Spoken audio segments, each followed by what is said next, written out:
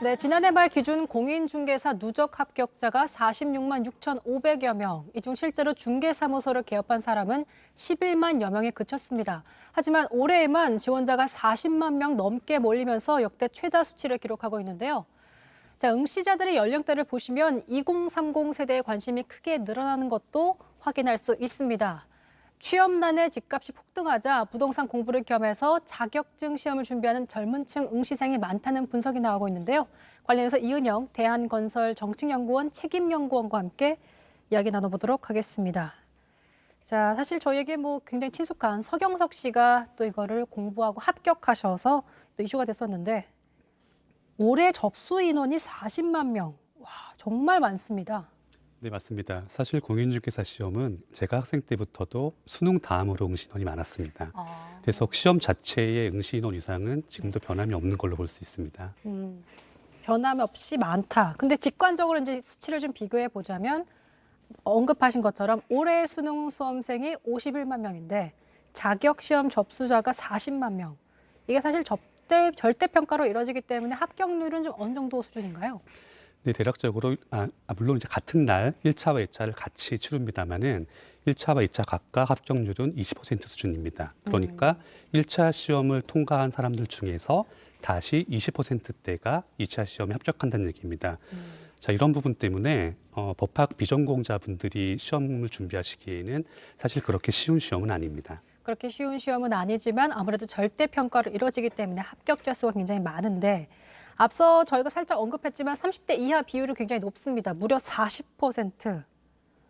2030 세대들에게 특히나 사실 옛날에는 은퇴하고 하면 좋을 법한 그런 직업으로 자격증으로 각광받았는데 요즘엔 2030이 많이 보고 있습니다. 그 이유가 뭐라고 보세요?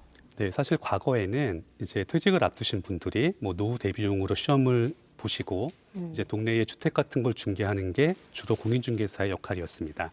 하지만 지금은 그런 주택들이 아니라 신축 아파트도 있고 상업용 부동산 같은 경우에는 멋있는 건물들도 많습니다. 네. 자, 그렇게 되면 공인중개사란 분들이 이런 물건을 거래하는 위상이 그렇게 나쁜 것만은 아닙니다.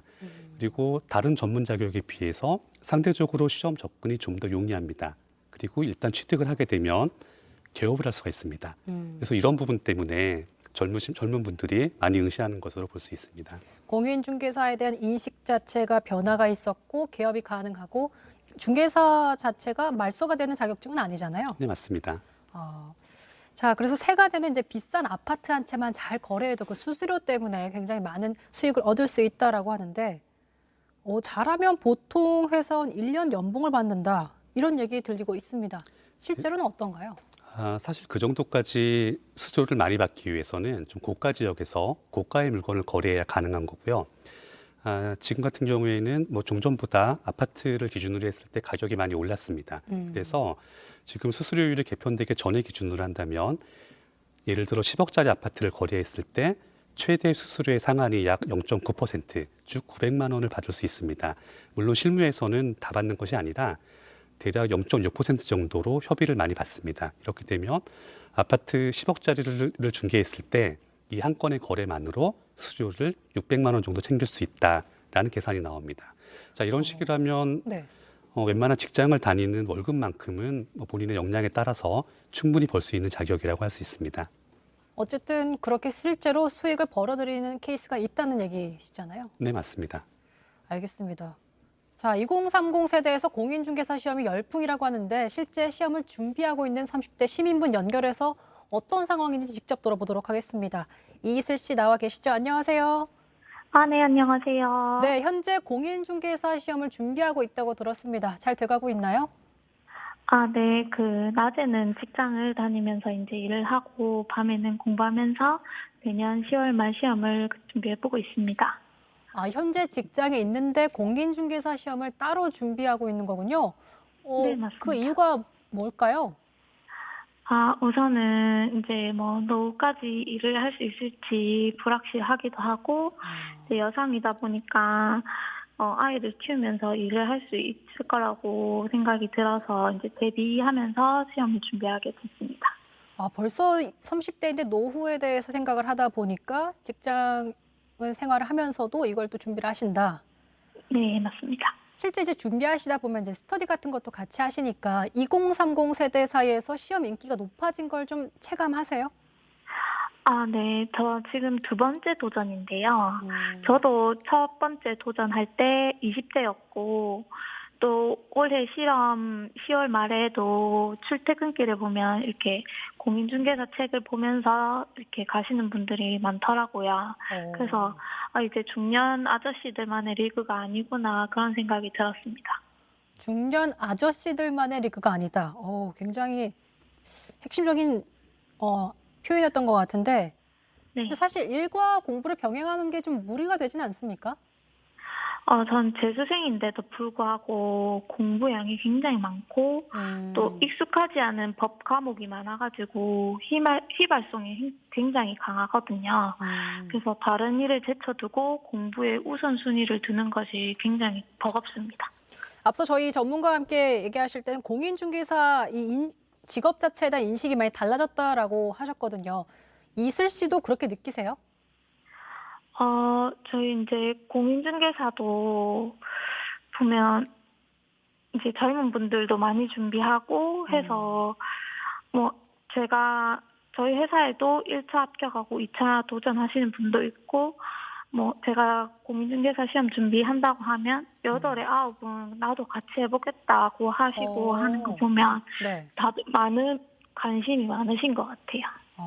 자, 마지막으로 여쭤보겠습니다. 현재 이제 커트라인이 평균 60점 넘으면 통과인데 지난 8월에 이제 상대평가를 전환하겠다라는 국토부의 방침이 있었어요. 그래서 이제 시험이 또 몰릴 것이다 이런 예측들도 있는데 이거 전체적인 흐름에 대해서 어떻게 생각을 하세요?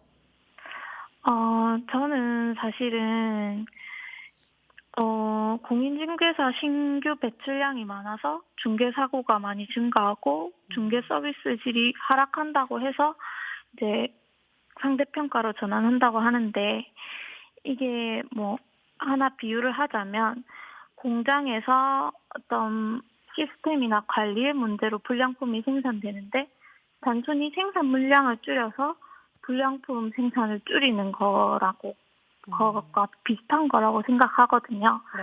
그래서 질의 문제이지 양의 문제가 아니라고 생각합니다. 그래서 지금 공인중개사 시험이 뭐 운전면허에서 도로주행 시험을 안 치고 필기만 통과하면 바로 면허증이 나오는 것과 똑같다고 생각을 하는데요. 부동산 시험의 질을 개선하고 시스템을 개선하는 것이 더 근본적인 대책이라고 생각하고 상대평가로 할지 절대평가로 할지는 그 후에 결정하는 문제라고 저는 생각합니다. 네, 여기까지 이슬 씨, 공인중개사 시험을 준비하고 계신 이슬 씨 인터뷰로 만나봤습니다. 고맙습니다. 네, 감사합니다. 자, 저희가 잠깐 얘기를 나눠봤는데 절대평가로 치러지기 때문에 사실 합격자 수는 조절이 되고 있지 않은 상황이에요. 근데 높아지는 인기이지만 부동산 업계 쪽에서는 마냥 또 반길 수만 없는 그런 분위기일 것 같아요. 네, 맞습니다. 사실 어떤 분야든지 전문 자격증을 소지하신 분들은 이미 취득하신 분들은 새로운 분들이 안 들어오는 게 가장 좋습니다. 왜냐하면 시장을 어느 정도 본인들이 보호할 수 있으니까요. 네. 하지만 새로 시험을 보시는 분들 입장에서는 시험을 좀 더 편하게 하는 것이 좋습니다.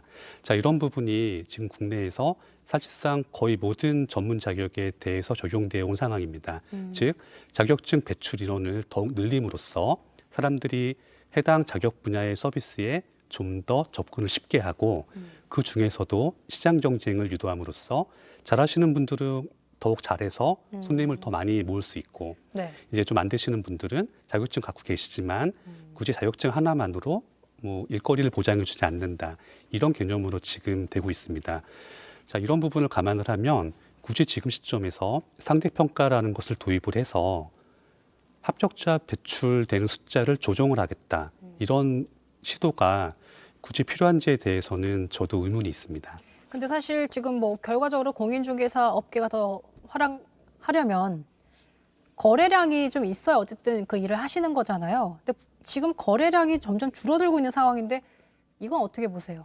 네, 사실 최근 주택 시장에 대해서 나오는 얘기들은 뭐 시장이 안정되고 있다 이런 내용들이 좀 있습니다. 주로 정부 측의 내용이죠.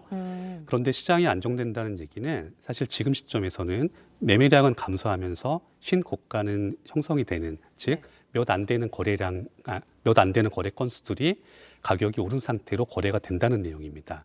자, 이렇게 되면 분명히 시장 가격은 상승을 하고 있지만 중개업을 하시는 분들 입장에서는 일거리가 줄어든 상황이 되는 겁니다.